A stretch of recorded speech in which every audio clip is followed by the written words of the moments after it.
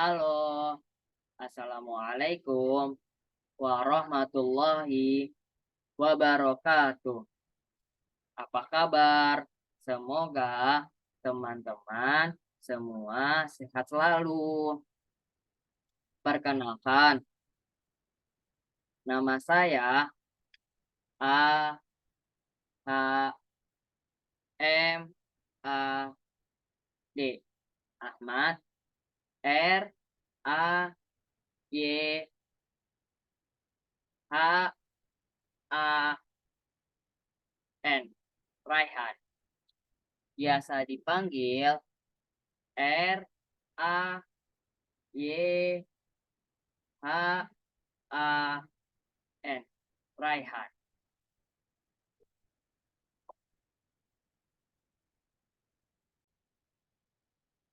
Ini saya akan menjelaskan tentang penyandang disabilitas tunarungu. Apa sih itu tunarungu?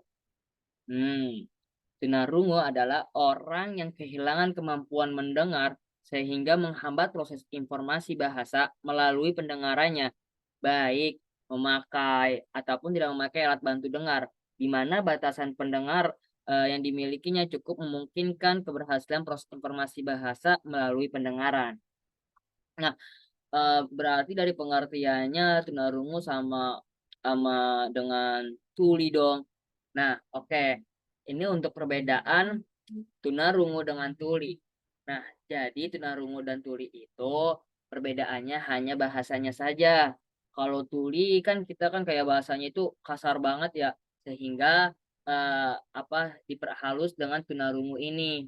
Tunarungunya itu kayak penyakit medis gitu. Jadi orang-orang masyarakat Indonesia eh, yang mengidap disabilitas tuli itu disebut dengan tunarungu. Nah, untuk batasan-batasan tunarungu, menurut Andres tahun 2020 mengemukakan tentang batasan dari tunarungu yaitu seseorang yang tidak atau kurang mampu mendengar suara dikatakan tunarungu dan ketunarunguan dapat dibedakan menjadi dua kategori yaitu tuli atau kurang dengar. Nah, selanjutnya yaitu ada prevalensi tunarungu di Indonesia. Di sini dijelaskan proporsi kelainan atau kecacatan sejak lahir anak yang berumur 24 sampai 59 bulan di Indonesia pada tahun 2018. Nah, di sini ada tunanetra. Yang paling kecil itu adalah tunanetra dengan angka 0,10, terus dilanjut dengan tunarungu berbeda sedikit dengan tunanetra itu 0,11, terus dilanjut dengan bibir sumbing. Bibir sumbing itu ada 0,12, terus dilanjut dengan tunawicara. Tunawicara itu 0,15, terus dilanjut dengan tunadaksa. Selanjutnya ada Down syndrome 0,21. Nah, yang paling tinggi ini yaitu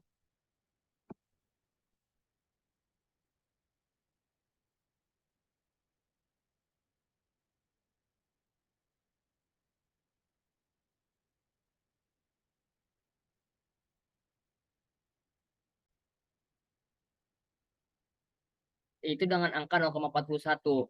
Eh, Minimal satu jenis cacat. Nah, itu maksudnya dari sini cacat itu kayak cacat fisik maupun cacat dari batin gitu. Jadi angka yang paling tinggi yaitu satu jenis dari penyakit cacat. Nah, kategori serta penyebab dari tunarungu dijelaskan oleh ahli yang bernama Somat dan Hernawati pada tahun 1995 di buku halaman 32. Secara umum penyebab ketunarunguan dapat terjadi sebelum lahir, ketika lahir, dan juga sesudah lahir.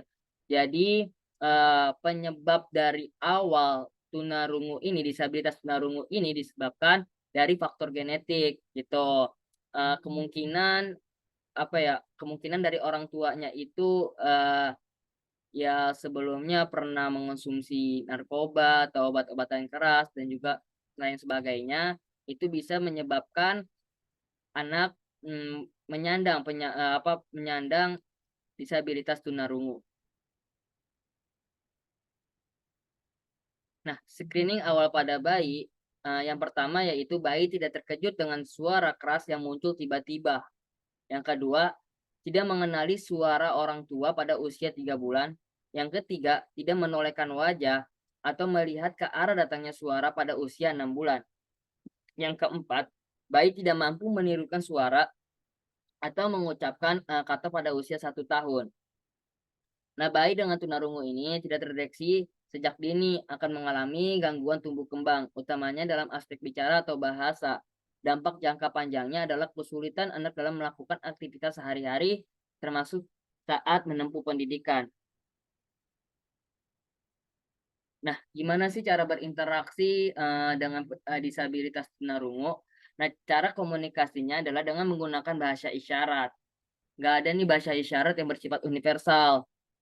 Nah, komunitas tuli di Indonesia itu disebut dengan Bisindo sebagai bahasa utama untuk bahasa isyaratnya.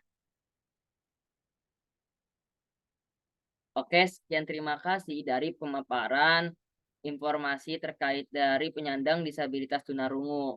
Semoga apa yang saya sampaikan bermanfaat dan bisa direalisasikan dengan penyandang disabilitas tunarungu. Sekian terima kasih. Wassalamualaikum warahmatullahi wabarakatuh.